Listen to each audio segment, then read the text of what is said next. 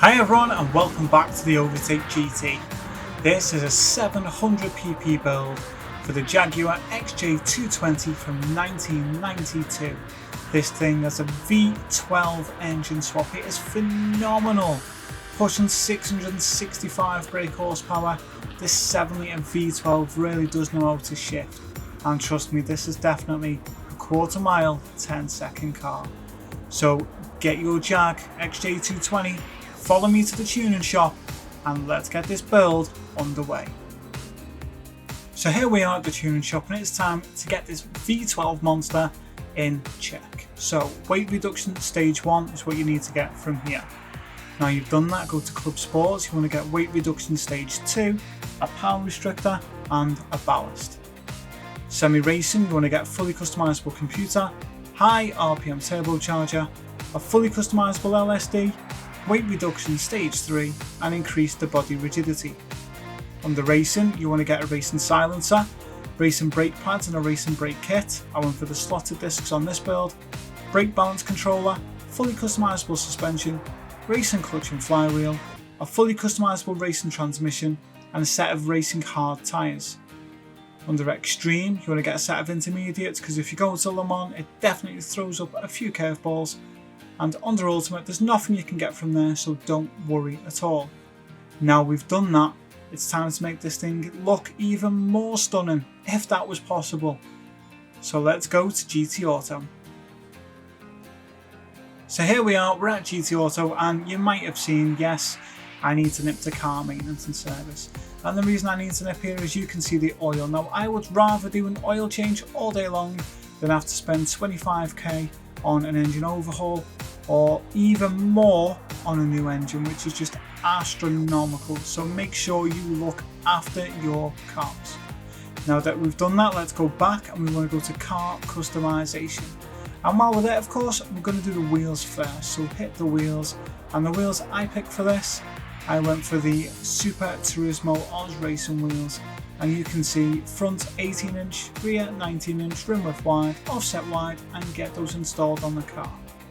Now you've done that, we're going to go to custom parts. So the front, you want to get standard parts. The side, type A. And the wing, type B.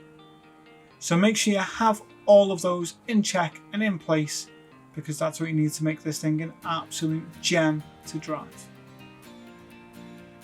Now we've done that, let's go back. Racing items, you can choose bonnet pin, tow hook, go nuts, and under other, light bulb, number plate, front grille and caliper colour.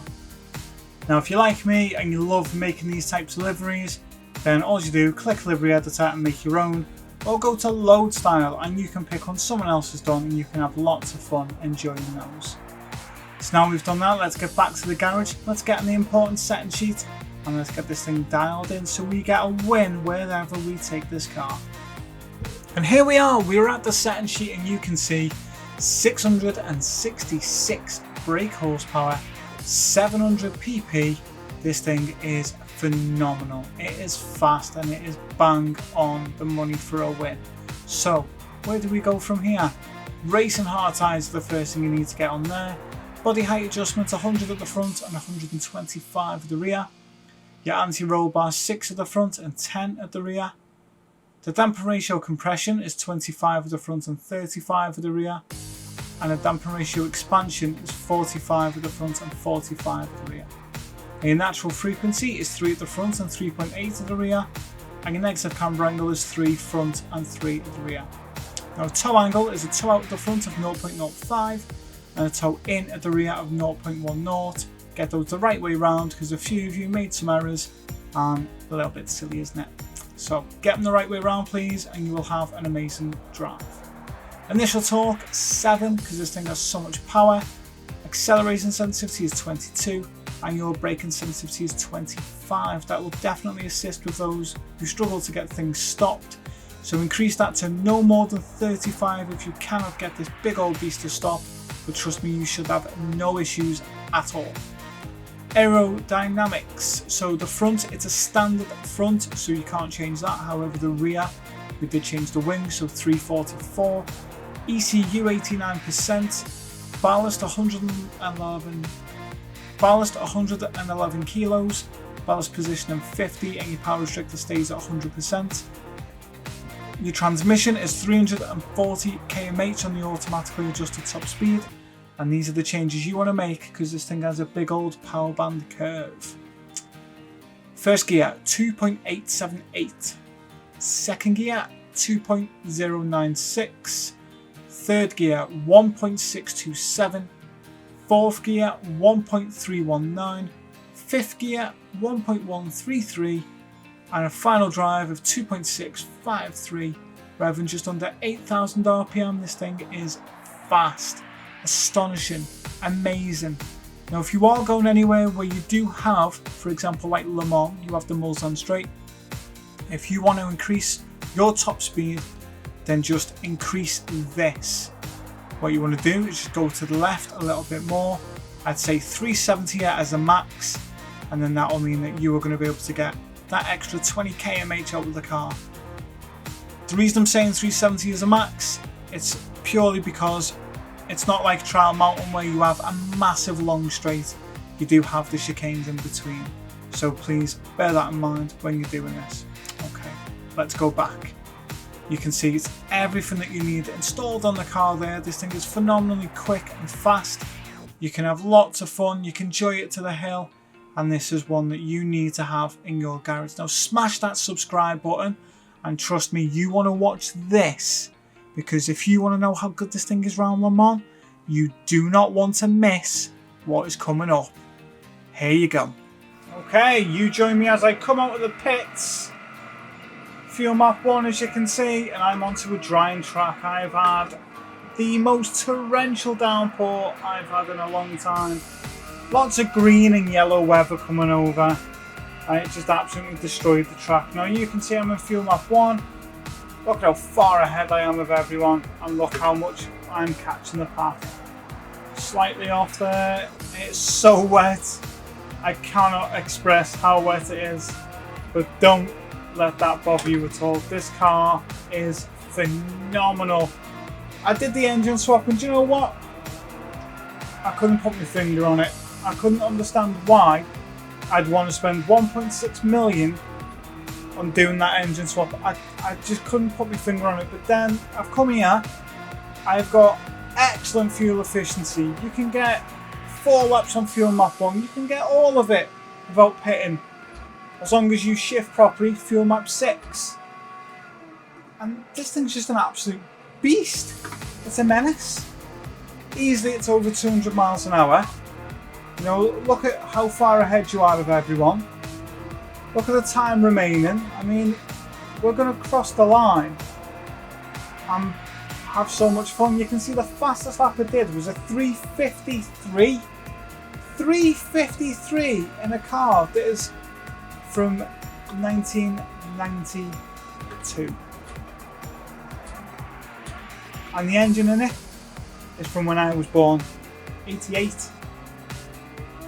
Stunning, fast, gorgeous looking, the noise it makes. Redliner, oh what a noise!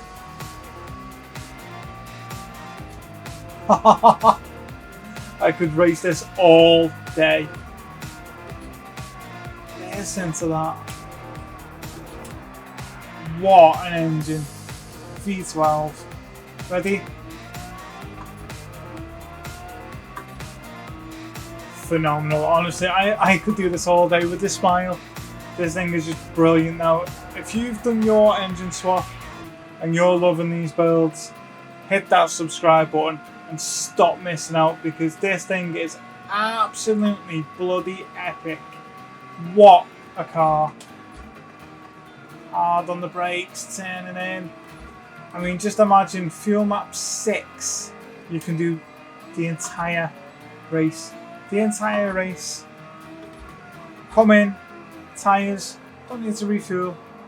That's just if there's too much bad weather. And back out again. But if you're me, fuel map 1, you can see, came in at the end of lap 4. Torrential downpour. And then I thought, hey, do you know what? Time for slicks. Look at all the rest, they're all on inters, they've all come in. We're going to cross the line. I was hoping to at least catch one, but the weather caused me to pit a little bit more than I wanted to. But look at that, 3, 2, 1, and that's it. Final lap as we get to the end of the Porsche curves. We get onto that main strand straight, and that's it. Look at that. Honestly, what a car. You want a car that will not only dominate Le Mans, but put a massive smile on your face. This is it. This really is the one. This is the car. You know, I cannot believe how good this car is. And over the line. What a fantastic car. Now the best thing about this, the best thing, it's this. Look at that.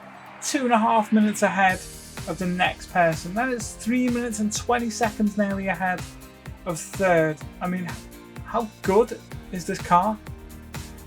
3:53, not a bad time.